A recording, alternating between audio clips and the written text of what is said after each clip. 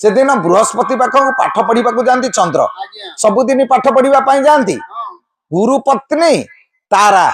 रूप मुग्ध हो गले अत्यधिक मुग्ध हवा परे दिने गुरु नाहंती घरे या प्रेम भिक्षा कले प्रेम भिक्षा कला परे चंद्र से राजी ना कहले माँ तमे माँ मु पुआ